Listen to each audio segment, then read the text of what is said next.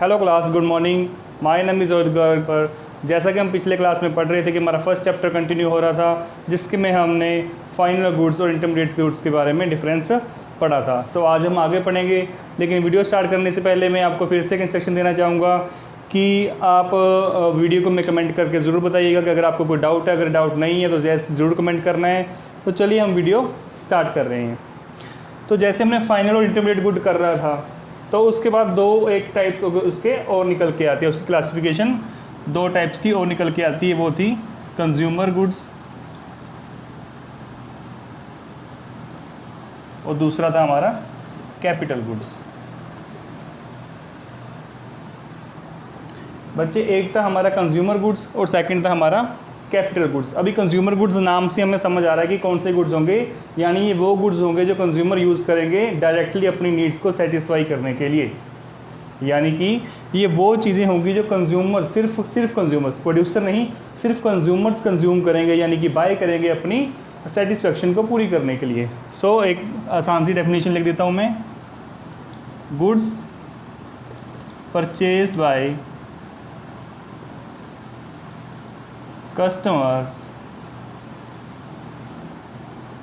for direct satisfying of needs।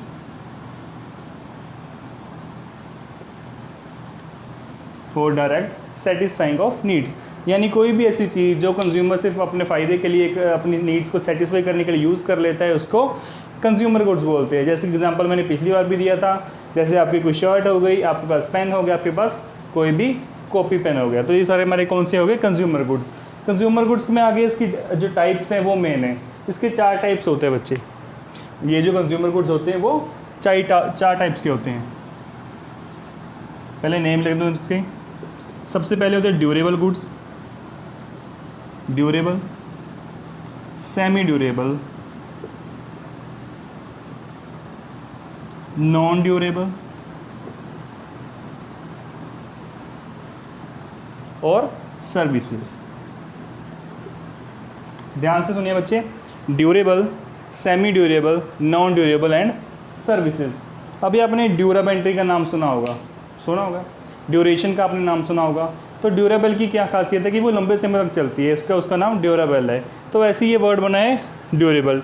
Durable का मतलब होता है कि लंबे समय तक चलने वाली चीज़ें, यानी वो हम कंज्यूमर गुड्स, ड्यूरेबल गुड्स वो जो चीज़ें होती हैं जो बहुत ही लंबे समय के लिए चलती है, यानी एक बार खरीद ली तो उनका फ़ायदा हमें काफ़ी समय तक मिलता रहता है। जैसे कि कार हो गई, हमारा टीवी हो गया, या फिर कोई बाइक हो गई, हमने एक बार परचेज़ कर लिया तो वो 5-6 साल तक हमें मदद करती रहेगी, यानी उसका फ़ायदा हम 5-6 साल तक उठाते रहते हैं।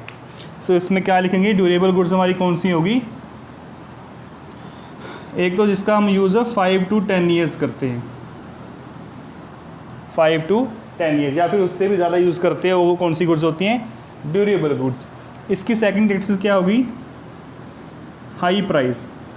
जो भी ये चीज़ें होंगी ड्यूरेबल गुड्स जो कि लंबे समय तक चलती हैं, उनका प्राइस भी क्या होता है? हाई होता है। जैसे कोई कार होगी, उसका प्राइस हाई होता है। कोई घर हो गया आपका, आप 10, 20, 30 साल उससे यूज़ करते हो, तो ये सारी चीज़ें कौन सी होती हैं? ड्यूरेबल होती है, और इनका प्राइस भी बहुत हाई होता है। समझ गए आप? इसकी एग्जांपल क्या लिखूँगा मैं? कार हो गई, बाइक हो गया, या फिर कोई लैंड हो गई।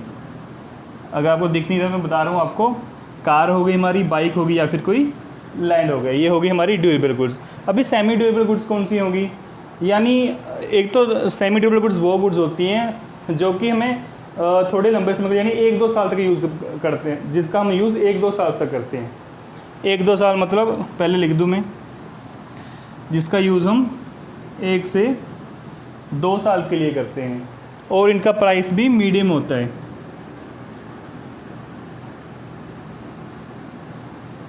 मीडियम इनका प्राइस होता है। इसमें हमें चूज़ का ऑप्शन मिलता है बच्चे, चूज़ का, यानी हम चूज़ करते रहते हैं कि कौन सी हम गुड खरीदें, कौन सी नहीं खरीदें। इसकी सबसे बेस्ट एग्जांपल जो है वो है कपड़े, क्लोथ्स। जो क्लोथ्स होते हैं वो 1-2 साल के लिए चलते हैं, उनकी जो प्राइस होता है वो भी मीडियम रेंज का होता है। और वैसे भी जो क्लोथ्स होती हैं वो ज़्यादा समय तक चलती नहीं है, लेकिन इसमें चॉइस होती है। हमें जब भी हम इसे खरीदने जाते हैं तो हमें चॉइस मिलती है कि हम ये रंग की शर्ट पहने या किसी और रंग की शर्ट पहने। सो वो गुड्स जो 1-2 साल के लिए यूज़ हों, और कोई मीडियम प्राइस हो और जिसमें चूज़ करने का ऑप्शन हो, वो कौन सी गुड्स कहलाती है बच्चे? Semi durable goods. इसकी एग्जांपल मैं लिख देता हूँ। एक तो क्लोथ्स हो गए हमारे, कोई भी क्रोकरी का सामान हो गया, या कोई भी स्टेशनरी का सामान हो गया। सेमी ड्यूरेबल गुड्स समझ में आ गए बच्चे। अभी चलते हैं हम नॉन ड्यूरेबल गुड्स के ऊपर। नॉन ड्यूरेबल गुड्स नाम से मैं आपको अभी समझ क्लियर होना शुरू हो गया होगा कि ड्यूरेबल जो बहुत लंबे समय तक चलते हैं, सेमी ड्यूरेबल जो ठीक ठाक समय के लिए चलते हैं, और नॉन ड्यूरेबल जो कि बिल्कुल ही कम समय के लिए चलते हैं, या फिर मैं इसको लिख देता हूँ वन टाइम यूज़। मतलब ये सिर्फ एक ही बार में यूज़ हो सकते हैं। जैसे कि ये खाने पीने वाली चीज़ें होती है हमारी, जैसे दूध ले आप मार्केट से, एक बार में पी लोगे और बार बार तो यूज़ कर नहीं सकते उसे। दूध हो गए, अंडे हो गए, ब्रेड हो गया, बटर, जो भी आप लेकर आते हो जो खाने पीने की चीज़ें होती है, या फिर वो भी कोई भी चीज़ जो आप एक बार में यूज़ करके उससे ख़त्म कर देते हो, उसको कौन सी गुड्स बोलते हैं? Non durable goods. इनका प्राइस भी मीडियम लो होता है बच्चे, मीडियम या फिर लो प्राइस होता है। ज़्यादातर ये चीज़ें नेसेसिटी चीज़ें होती हैं जो हम खरीदते रहते हैं, इनका कोई ज़्यादा फ़र्क नहीं पड़ता, इनमें कोई चॉइस भी नहीं होती, ये बस हम ले लेते हैं। तो नॉन ड्यूरेबल कौन सी होगी? जो हम एक बार के लिए बस यूज़ करते हैं और उसको ख़त्म कर देते हैं। इसकी सिंपल एग्जांपल क्या लिखेंगे हम? मिल्क, एग्स, या कुछ भी, बटर, पेन, पेपर। पेन तो चलो हम फिर भी यूज़ करते रहते हैं, पेपर एक बार यूज़ कर लिया वो ख़त्म हो जाएगा। सो तीनों समझ आ गए बच्चे आपको, durable, semi durable, non durable. अभी फोर्थ क्या है? सर्विसेज। अभी आप गुड्स की तो बात कर रहे हैं, जैसे मैंने बता दिया, कोई पेन बता दिया आपको, कार बता दी, सारी गुड्स बता दी, लेकिन सर्विसेज क्या होती है? सर्विसेज एक तरीके से एक सर्विस प्रोवाइड करना होता है जो हमें एक बार के लिए सर्विस प्रोवाइड की जाती है। जैसे आपने मानसा से बठिंडा जाना है, तो एक टाइम की सर्विस हुई, तो आप ट्रांसपोर्ट किसी कार वाले के पास गए, आपने उसको पैसे दिए, वो आपको छोड़ आया, तो उसको क्या बोलते हैं? सर्विस बोलते हैं। वो सर्विस क्या होती है? सिर्फ एक टाइम होती है और आप उसके लिए पे कर देते हो, यानी इसमें कोई गुड्स नहीं होती। No goods, only service is taken and fees is given. और उसको जो उसने सर्विस प्रोवाइड की है उस हिसाब से हम उस बंदे को फीस पे कर देते हैं। जैसे कि ट्रांसपोर्ट की सर्विस होगी, जो बैंक हम यूज़ करते हैं, बैंक की चीज़ें हम यूज़ करते हैं, उसके बारे में वो हमसे खर्चा भी ले लेता है। जो चार्जेस होते हैं, डेबिट चार्जेस, जो भी उसके एनुअली चार्जेस होते हैं, वो उसके खर्चे हो गई। और कोई भी सर्विस, जैसे आप टीचिंग हो, आप पढ़ रहे हो, तो आपको ट्यूशन फीस पे करनी पड़ रही है, तो ये भी कौन सी होगी? ये सर्विसेज के अंडर आती है। सो ये सारी चारों जो आपके टाइप्स है बच्चे, ये कंज्यूमर गुड्स के अंदर आती है। कि कंज्यूमर गुड्स पहले तो वो गुड्स होती है जो कस्टमर यूज़ करते हैं, कंज्यूमर यूज़ करता है डायरेक्टली। फिर उसके 3-4 टाइप्स आ गए। ड्यूरेबल जो बहुत लंबे समय तक चलते हैं, सेमी ड्यूरेबल जो ठीक ठाक समय के लिए चलते हैं, नॉन ड्यूरेबल जो एक बार के लिए चलते हैं और सर्विसेज जिनमें कोई गुड्स नहीं होती, सिर्फ सर्विसेज ही होती है जिनको हम एक बार यूज़ कर लेते हैं और उसके बाद हम पेमेंट कर देते हैं। सो ये आपको समझ आ गया बच्चे? इसको रब कर दूँ मैं, इसको पॉज करके नोट कर लीजिएगा। सो जैसा आपने देख लिया कि कंज्यूमर गुड्स आपको समझ आ गया। अभी कैपिटल गुड्स की बात करें तो बच्चे कैपिटल गुड्स वो होती हैं जो कि बड़ी मशीनें होती हैं, जो कि छोटी नहीं, हम बड़ी मशीन्स की बात कर रहे हैं जिनका हम यूज़ काफ़ी समय तक करेंगे, यानी कि कंटिन्यू समय तक उसका यूज़ हम करते रहेंगे। तो कैपिटल गुड्स वो गुड्स होती हैं जो बहुत ही बड़ी अमाउंट में होती हैं। जैसे कि इसको हम बोलते हैं capital goods, these goods are, इसको सिंपली हम फिक्स्ड एसेट्स बोल सकते हैं। These goods are fixed assets which are used for continuous period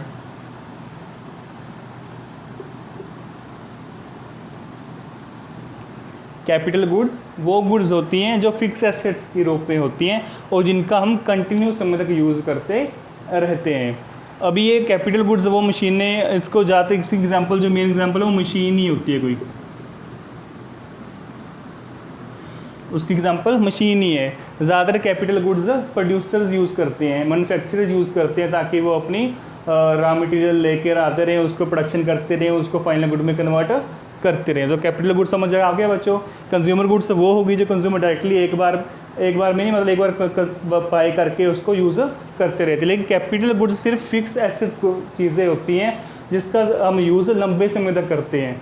और ज़्यादातर इसका यूज़ जो है वो प्रोड्यूसर ही करते हैं, ताकि कुछ पैसा चीज़ें प्रोड्यूस करने के लिए एज ए फिक्स एसेट में पड़ा। जैसे प्लांट एंड मशीनरी हम अकाउंट्स में पढ़ते हैं, लैंड एंड बिल्डिंग हम पढ़ते हैं, ये सारी क्या होगी, हमारी कैपिटल गुड्स होगी बच्चे। ठीक है, अभी इन दोनों में पढ़ने के बाद ना एक क्वेश्चन राइज होगा आपके सामने, क्या ये जो मशीन है, ये मशीन को आपने प्रोड्यूसर गुड्स पढ़ा है? मैंने आपको कहा था कि कंज्यूमर गुड्स होती हैं कि प्रोड्यूसर गुड्स होती हैं। प्रोड्यूसर गुड्स वो होती हैं जो एक प्रोड्यूसर आगे प्रोडक्शन करने के लिए यूज़ करता है। प्रोड्यूसर गुड्स वो गुड्स होती हैं जो एक प्रोड्यूसर चीज़ें प्रोड्यूस करने के लिए, आगे प्रोड्यूस करने के लिए यूज़ करता है। और कैपिटल गुड्स वो फिक्स एसेट्स होती हैं जिनको प्रोड्यूसर यूज़ करता है आगे प्रोडक्शन करने के लिए। अभी दोनों में फ़र्क क्या है बच्चे? प्रोड्यूसर गुड्स भी प्रोड्यूसर यूज़ करता है, कैपिटल गुड्स भी यूज़ करता है कौन? प्रोड्यूसर। लेकिन दोनों में फ़र्क क्या आएगा? इसकी कि बहुत ही अच्छी लाइन है, आपको प्लीज़ ये नोट कर ही लेनी है, आपको क्वेश्चन बहुत आ सकते हैं।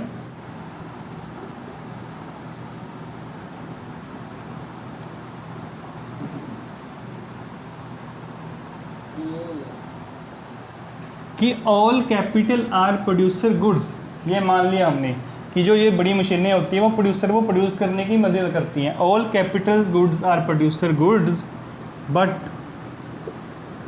All producer goods are not capital goods.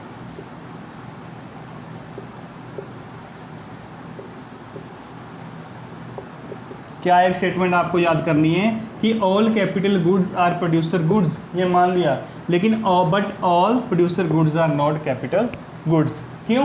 क्योंकि प्रोड्यूसर गुड्स दो तरह की होती हैं बच्चे, एक होती है फिक्स एसेट के रूप में